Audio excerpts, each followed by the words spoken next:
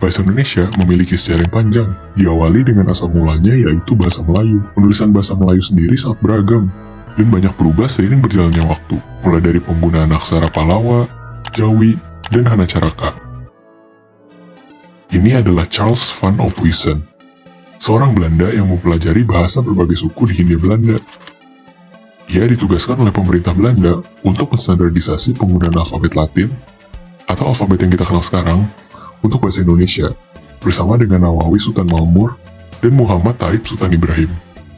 Sistem ejaan ini kemudian diresmikan pada tahun 1901 dan dinamai ejaan Van Ophuijsen.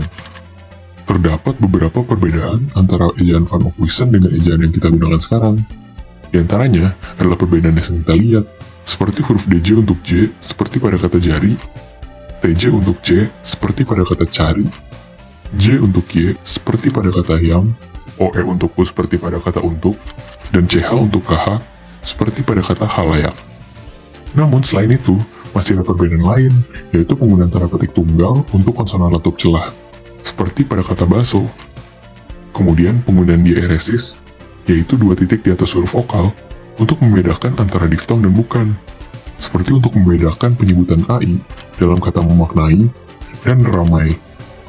Dan yang terakhir adalah penggunaan huruf E tirus untuk membedakan penyebutan E dan E, seperti dalam kata enak dan beli.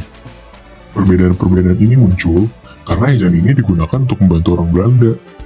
Jadi, pengejaannya disesuaikan dengan pelafalan dan penulisan bahasa Belanda. Contoh paling gampang bisa kita lihat di nama Van Ophuijsen sendiri, yang menggunakan huruf U. Tapi huruf U dalam bahasa Belanda memiliki suara U yang tidak digunakan di bahasa Indonesia. Makanya suara U akhirnya menggunakan huruf OE. Kemudian pada tahun 1947, Suwandi, yang merupakan Menteri Pengajaran, Pendidikan, dan Kebudayaan pada saat itu, memutuskan untuk menggantikan ejaan Van Ophuijsen dengan ejaan baru, yang dinamakan ejaan Suwandi atau ejaan Republik.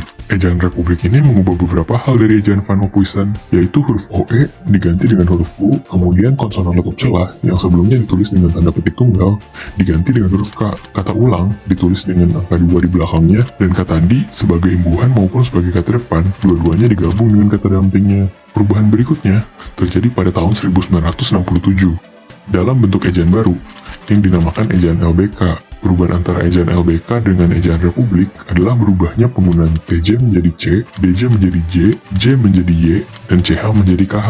Kemudian, pada tahun 1972, diresmikanlah ejaan yang kita semua sudah sering dengar, yaitu ejaan yang disempurnakan atau EYD. Perubahan dari ejaan LBK ke EYD hanya ada di beberapa kaidah, yaitu penggunaan kata di sebagai imbuhan dan kata depan akhirnya dibedakan dengan penggunaan spasi, dan kata ulang juga harus ditulis penuh. Nggak banyak yang tahu, tapi EYD udah digantikan loh dengan ejaan bahasa Indonesia atau EBI pada tahun 2015. Hanya ada penambahan satu diftong, yaitu EI seperti dalam kata survei, dan perubahan pada penggunaan huruf tebal. Begitu deh, cukup banyak ya perubahan dalam sejarah pengejaan bahasa Indonesia.